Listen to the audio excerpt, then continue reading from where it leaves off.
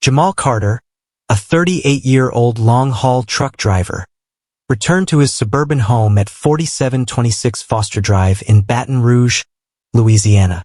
The two-story brick house, which he and his wife Tasha purchased in 2002, stood quiet in the sweltering July heat. The neighborhood, known for its well-maintained lawns and middle-class stability, had recently experienced a series of break-ins that had put residents on edge. Tasha Carter, his wife of 12 years, greeted him with an unusually brief hug.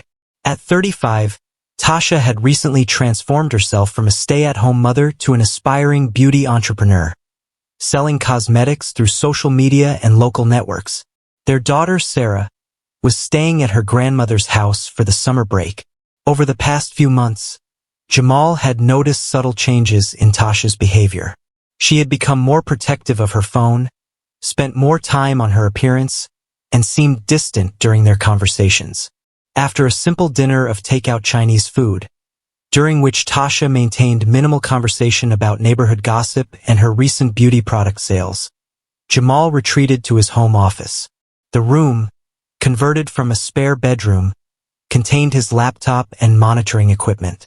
3 months earlier, following the break-ins on Foster Drive, Jamal had installed a Lorix HD security camera in the hallway near the front door. The camera's red LED indicator caught his attention, blinking steadily in the dimming evening light. Connecting his Dell laptop to the security system, Jamal began reviewing the footage from his 2-week absence. The initial recordings showed routine activities: Tasha leaving for her beauty product demonstrations, returning with groceries from Walmart, and collecting mail. She maintained regular hours, typically leaving in the morning and returning in the early afternoon. However, as he continued watching, the footage revealed something disturbing. The video showed Tasha opening the front door to a well-dressed man in his late 20s, wearing a navy blue suit and carrying what appeared to be a leather briefcase. They embraced briefly, not a formal greeting, but an intimate gesture between familiar parties. The man's face was partially visible. Devin D. Hines, a local real estate agent whom Jamal recognized from the neighborhood's 4th of July barbecue last year. The camera captured them walking toward the living room, their body language suggesting comfortable familiarity. Devin's hand rested casually on the small of Tasha's back as they moved out of the camera's view. Jamal's hands trembled as he reviewed the footage multiple times. Further review revealed multiple visits during the 2-week period, with Devin staying for several hours each time. The pattern was clear. Visits occurred during weekday afternoons when the neighborhood was quiet, and most residents were at work. Each time, Devin arrived in his black BMW 3 Series, parking it discreetly on the street rather than in the driveway. The 29-year-old Devin had recently reconnected with Tasha under the pretense of helping her expand her beauty business into property showing events.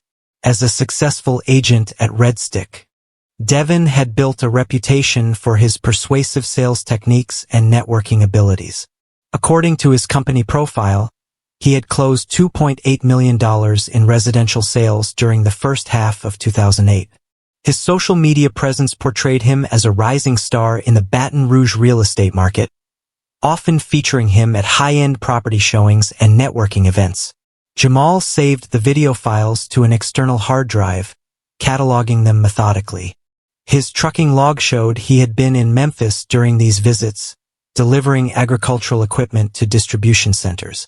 The realization that his wife had been entertaining another man in their home while he worked 400 miles away sent waves of nausea through his body. The security footage painted a clear picture of betrayal, one that explained the growing emotional distance between him and Tasha over the past months. In the adjacent room, Jamal could hear Tasha on the phone, speaking in hushed tones. The walls of their home, once a symbol of their shared dreams and achievements, now seemed to mock him with their secrets. The sound of her quiet laughter drifted through the walls, a sound that used to bring him joy but now filled him with bitter suspicion. Tasha knocked on the office door, announcing she was going to bed. Jamal acknowledged with a grunt, his eyes fixed on the screen where he continued to analyze the footage frame by frame, looking for additional clues about the extent of his wife's betrayal. The security camera continued its vigilant watch, its red LED blinking steadily in the dark hallway, recording new secrets in the Carter household. Unable to share a bed with Tasha after discovering the security footage, Jamal retreated to his Peterbilt 379 semi-truck parked in the driveway of their Foster Drive home. The familiar cabin, where he had spent countless nights during his long-haul routes, now served as a refuge from his disintegrating marriage. The truck's sleeper compartment, equipped with a small bed and basic amenities, became his temporary sanctuary. Throughout the night, Jamal repeatedly accessed the security footage on his laptop, scrutinizing every detail of Devon's visits. The Dell laptop screen illuminated the truck's cabin with a harsh blue glow as he obsessively reviewed each encounter. His trucking logbook lay open beside him, its pages documenting his absences during Devon's visits: Memphis, Nashville, Atlanta. Each entry now a bitter reminder of his wife's betrayal. Over the next 3 days, Jamal observed Tasha's behavior with growing suspicion. She maintained her routine of leaving the house, claiming to attend beauty product demonstrations and business meetings. Her Toyota Camry would disappear from the driveway for hours at a time. When questioned about her whereabouts, Tasha offered vague explanations about networking events and client consultations. Her phone became an extension of her hand, constantly buzzing with messages she quickly deleted. During one of Tasha's absences, Jamal installed a second Lorix HD security camera in the living room. The camera was carefully positioned in the living room. Jamal placed it among the family photos and decorative items on the bookshelf, ensuring its lens had a clear view of the beige microfiber couch and the large bay window facing Foster Drive.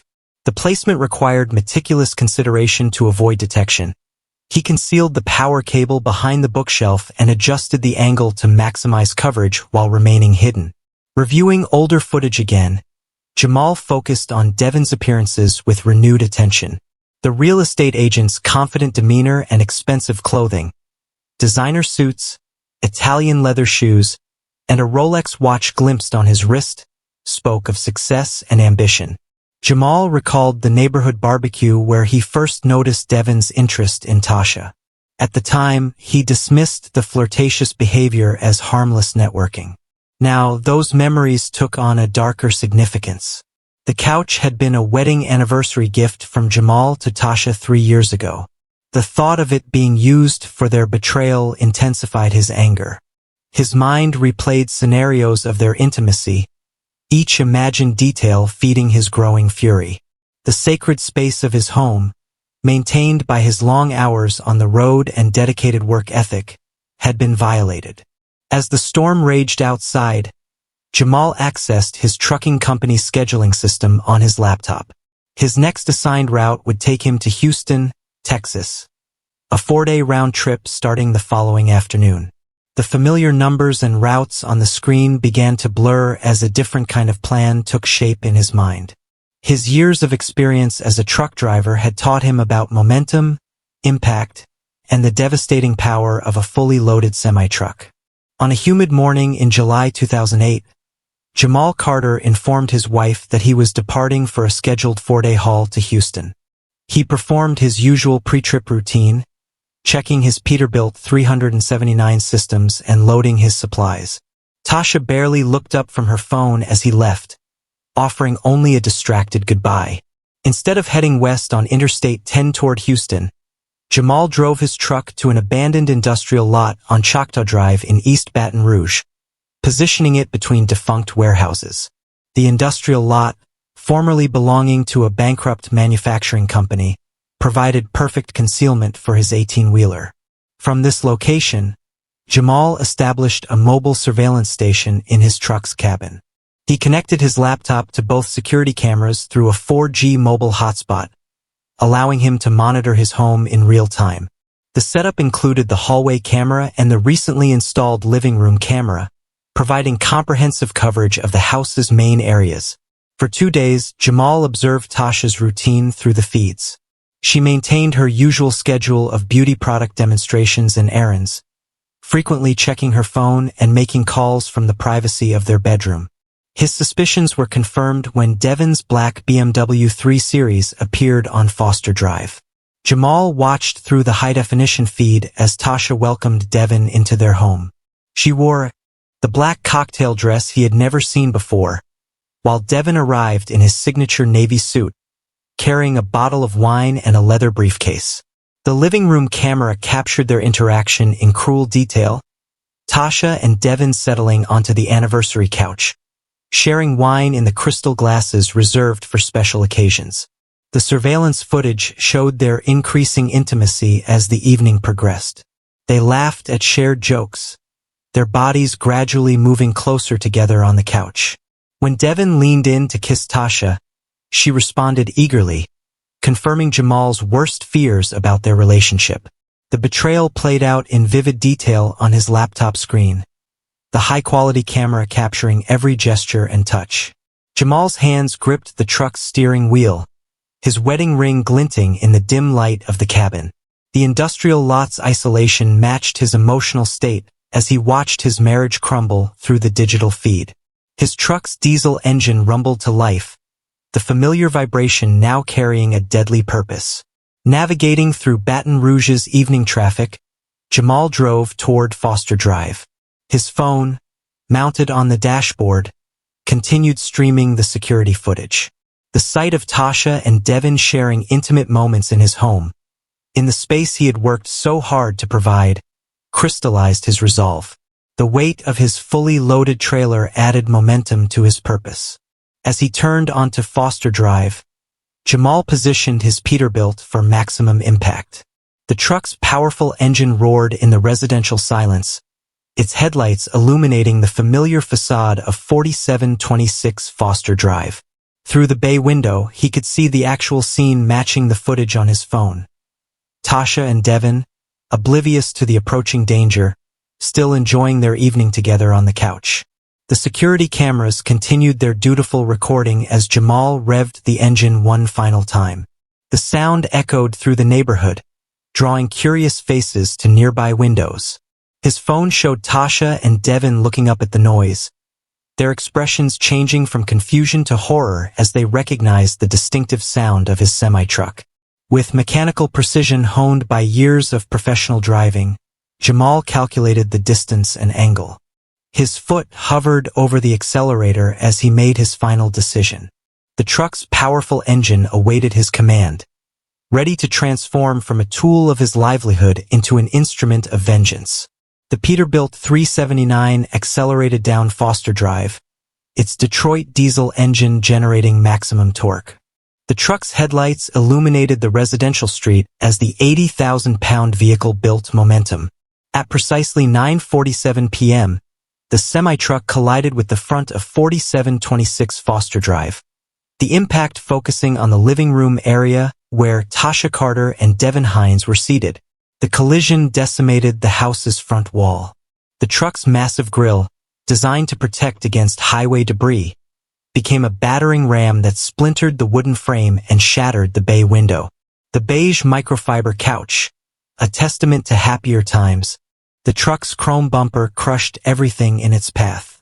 Security cameras captured the final moments before their feeds cut to static on Jamal's phone, just as the impact obliterated the scene. The crash generated a catastrophic chain reaction throughout the structure. Support beams snapped like matchsticks under the force of the collision. The second floor partially collapsed into the living room, adding to the devastation. The truck's momentum carried it 15 feet into the house before finally stopping, its engine still running amid the destruction.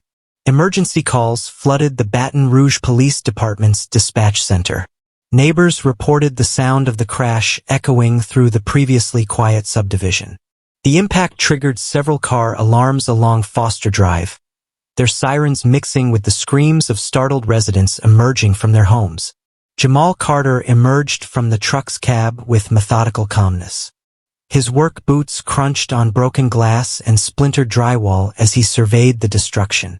The living room, once a symbol of domestic comfort, had become a tomb of twisted metal and broken furniture. Dust and smoke from ruptured electrical wiring filled the air, creating a haze illuminated by the truck's still-burning headlights. The bodies of Tasha Carter and Devin Hines lay motionless beneath the debris. Tasha's black cocktail dress and Devin's navy suit were now covered in white dust from the collapsed ceiling. A shattered wine bottle and crystal glasses lay near their bodies, the red wine mixing with other fluids on the debris-strewn floor. Mark Davidson, the next-door neighbor at 4728 Foster Drive, was the first to reach the scene. As a retired paramedic, he immediately checked for vital signs but found none. Other neighbors gathered at a safe distance, their phones recording the aftermath while waiting for emergency services to arrive. Patricia Thompson, from across the street, was heard screaming into her phone, providing the dispatcher with details about the crash. Jamal walked calmly to the curb and sat down, placing his hands on his knees. His posture suggested neither panic nor remorse as he waited for law enforcement to arrive. His trucking company ID badge still hung from his shirt pocket, the plastic rectangle reflecting the flashing lights of approaching emergency vehicles. The first responders arrived at 9:53 p.m. Officer James Martinez of the Baton Rouge Police Department found Jamal exactly where he had seated himself, still maintaining his eerie composure. When asked for identification, Jamal silently handed over his commercial driver's license. The officer noted in his report that Jamal's hands were steady as he surrendered the document. The Baton Rouge Fire Department arrived moments later, their truck's emergency lights casting alternating red and white patterns across the devastation. Fire Chief Robert Wells immediately called for structural engineers to assess the building's stability before recovery efforts could begin. The house that had stood for decades on Foster Drive was now a horrific tableau of destruction, its facade torn open to reveal the tragic scene within. As Jamal was being handcuffed and read his Miranda rights, neighbors gathered in small groups, sharing what they had witnessed. The sight of the respected truck driver being placed in the back of a police cruiser added another layer of shock to the already traumatic evening. The semi-truck remained embedded in the house, its engine finally silent, while emergency personnel worked to secure the scene and begin their investigation into the deadly crash on Foster Drive. The trial of Jamal Carter began at the 19th Judicial District Court in Baton Rouge, Louisiana, drawing national media attention. District Attorney Michael Anderson led the prosecution, while veteran criminal defense attorney Thomas Wright represented Carter. Judge Sarah Matthews presided over the high-profile case, which filled the courtroom with journalists, local residents, and family members of both victims.